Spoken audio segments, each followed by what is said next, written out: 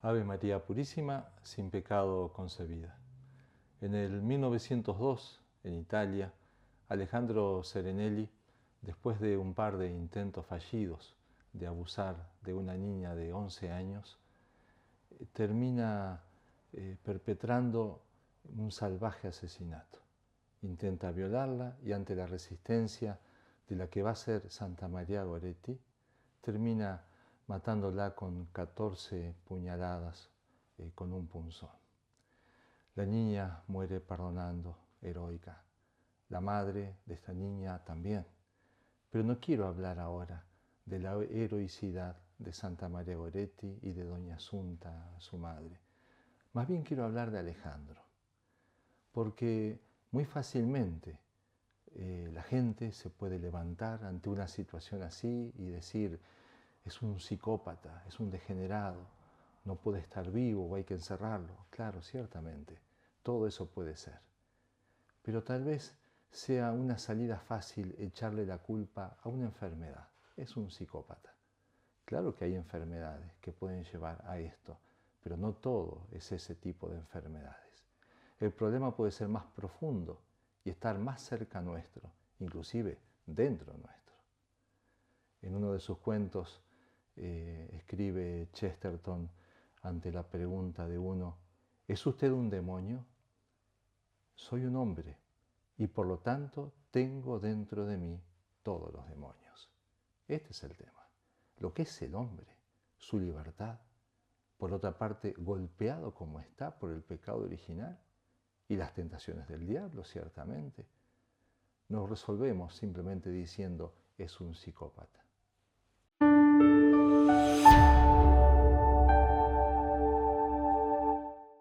Alejandro venía de una familia muy pobre, huérfano de madre. Con su papá y su hermano se pasaban la vida trabajando.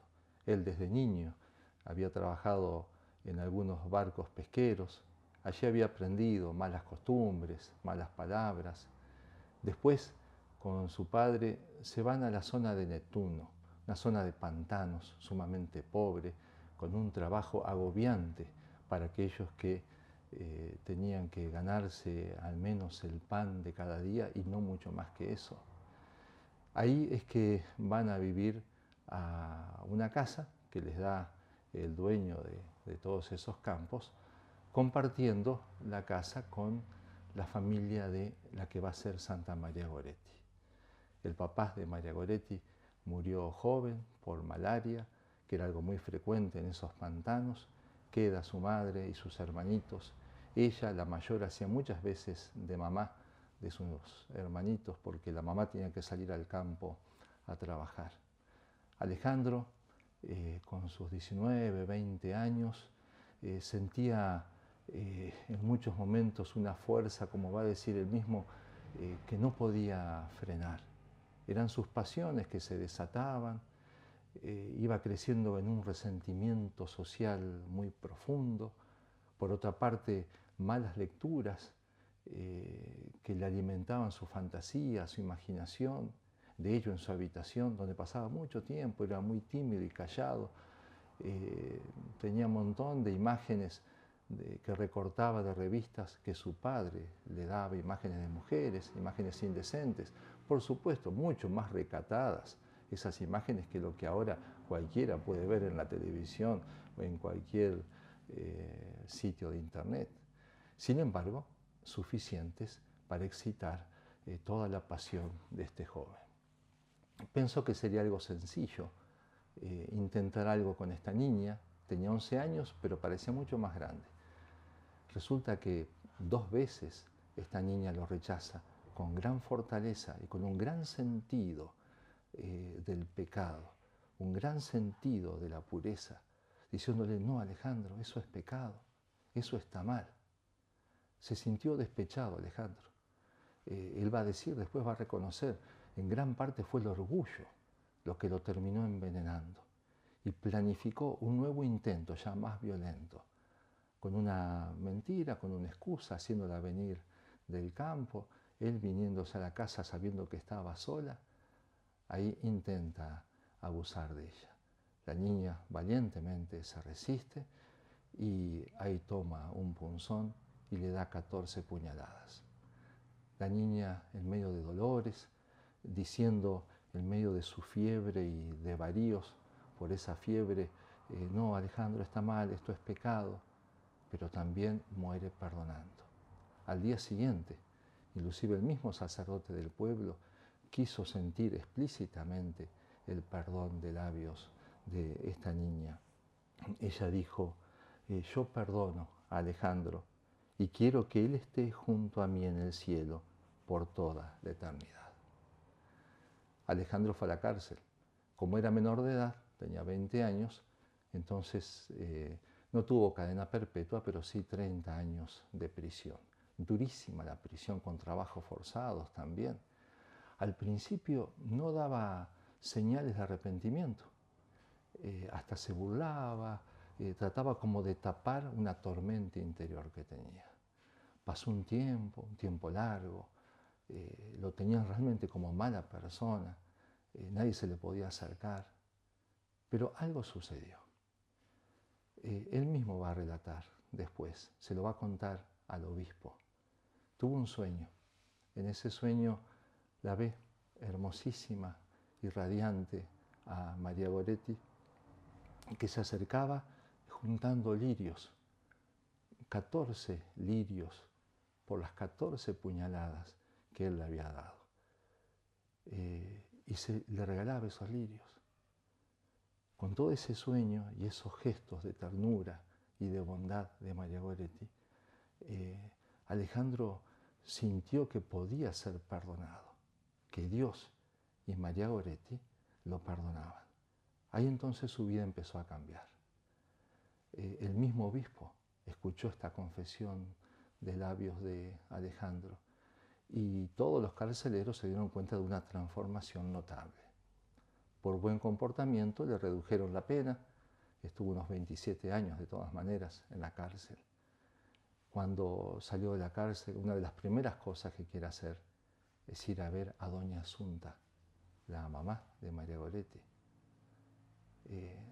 No se había cruzado con la mirada de doña Asunta desde hacía años. ¿Qué momento? Era un 24 de diciembre de 1934. Abre la puerta a doña Asunta, que estaba trabajando y ayudando en una casa parroquial. Doña Asunta, ¿me reconoce? Claro, Alejandro, ¿cómo no te voy a conocer? Ni se atrevía a levantar la vista, Alejandro. ¿Me perdona? Claro, Alejandro. Si te perdonó Marieta, si te perdonó Dios, ¿cómo no te voy a perdonar yo? Y ahora, dice doña Asunta, vamos a misa para que todos vean que somos hermanos. Heroico lo de María Goretti, heroico lo de esa mujer. Pero vuelvo a la pregunta, ¿qué pasó con este hombre? No parece un psicópata. Él mismo va a relatar sus experiencias pretendiendo hacer un bien a los jóvenes y a todos los que de una u otra manera tienen que ver con la formación de los niños y de los jóvenes. En un testamento espiritual que se descubre en el año 1970, cuando Alejandro fallece, ahí indica algunas cosas sumamente interesantes. Ahí Alejandro, por una parte, va a reconocer, ya lo había hecho antes en algunas declaraciones, cómo le quemaba la injusticia social. Todo lo que él vivía con su padre y viendo sufrir a su padre, trabajando de sol a sol y sin ninguna esperanza de progreso, le hacía hervir la sangre en una rabia social. Por supuesto, él mismo va a decir, esto no es ninguna justificación para el crimen atroz que yo cometí, pero ciertamente que esto como que facilitaba cualquier cosa, cualquier locura. Entonces, primera cosa, para nosotros, en nuestro tiempo, ¿qué tanto defendemos la justicia social? Muchas veces siendo injustos con el prójimo, hasta podemos estar fomentando este tipo de actitudes. Al menos lo planteo así. Segunda cosa, muy importante, va a reconocer Alejandro la literatura que él leía, literatura violenta e impura, con dibujos, esas imágenes, que como decía antes, no tiene nada que ver con lo que un niño, un joven tiene acceso hoy en día, y sin embargo le hicieron tanto daño. Era como poner más leña al fuego de la pasión. Recordemos, está el pecado original. Eso es una gran verdad que la Iglesia nos recuerda, es un dogma. Y Chesterton dice, es el dogma que más claridad le ofrece la Iglesia a los hombres. Si no, la historia de la humanidad no se puede entender sin el pecado original. El mismo Alejandro va a decir en este testamento espiritual, reconozco que en mi primera juventud escogí el mal camino, el camino del mal que me llevó a la ruina. Veía a través de la prensa, los espectáculos y los malos ejemplos que la mayoría de los jóvenes siguen ese mal camino sin reflexionar. Y yo hice lo mismo sin preocuparme por nada. Cuando somos permisivos, o con nosotros mismos, cuidado, o con los demás, o con nuestros hijos, o con nuestros alumnos, somos permisivos en todo este tema. Nos llamamos las cosas por su nombre.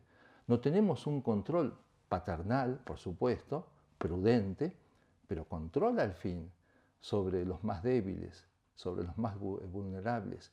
No controlamos lo que ellos ven, los ambientes a donde acceden. Entonces, también nuevamente acá, podemos estar creando un pequeño volcán que en cualquier momento entre en erupción. Y tercera cosa, señala Alejandro en su testamento espiritual, la falta de formación religiosa. Y aquí hay como un clamor de Alejandro, así en positivo, a valorar lo que es la religión, no los ritos religiosos, sino la auténtica religión, que es lo único que me puede dar consuelo en medio de las penas como las que les tocó vivir a él en la pobreza con su padre. Desearía que quienes lean estas líneas, dice Alejandro, aprendan la estupenda enseñanza de evitar el mal y de seguir siempre el buen camino desde la niñez. Piensen que la religión con sus mandatos no es algo que pueda dejarse de lado, sino el verdadero consuelo, la única vía segura en todas las circunstancias, también en las más dolorosas de la vida. Esto es fundamental.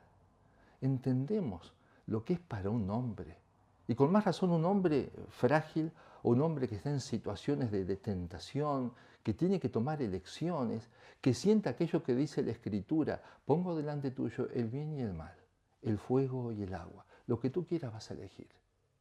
¿Se dan cuenta de lo que es para ese hombre en esa instancia? Entender que hay un Dios a quien le tengo que rendir cuentas, que hay un infierno que puedo merecer, que hay un cielo que puedo perder para siempre, que hay un Dios hecho hombre que puedo estar crucificando de vuelta con mi pecado, que hay un Señor que me quiere perdonar si he caído, por lo tanto tengo esperanza de salvación. ¿Se dan cuenta lo vital que son esas ideas, esas certezas? Cuando no enseñamos bien la religión en nuestras familias, en nuestras escuelas o en el catecismo de la parroquia o con nuestro testimonio, entonces estamos dejando tal vez a mucha gente, a muchos jóvenes, así como Alejandro, con sus pasiones, con sus dramas, con sus pecados también, pero sin entender el sentido de la vida. Por eso entonces, que este ejemplo fuerte de Alejandro Serenelli nos lleve a valorar nuestra santa religión. Que Dios los bendiga a todos, firmes en la fe.